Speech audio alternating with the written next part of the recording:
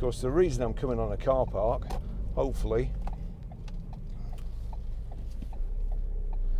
I shall be able to demonstrate the really fantastic feature on this car. Just get set up. Normally when I do this somebody comes along, but we'll just get set up here.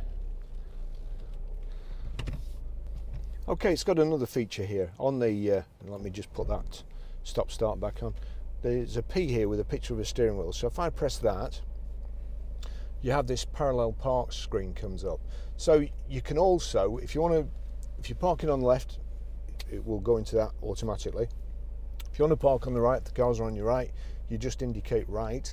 And you've also got parallel park and you've got perpendicular park. So we'll go to which is the best way.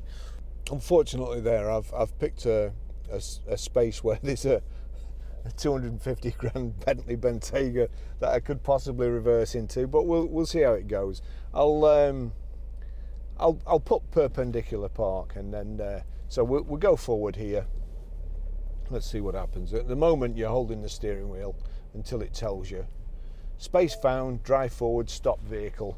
Release steering wheel, shift to reverse. So I've done that, shift to reverse, drive backwards, prepare to stop. So as I say, Bentley Bentayga, here we go.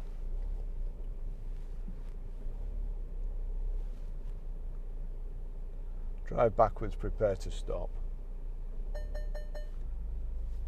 Stop and shift to forward.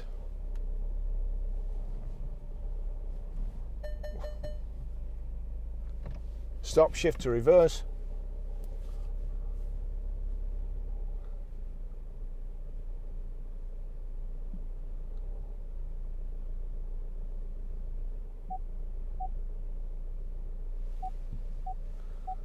There you go.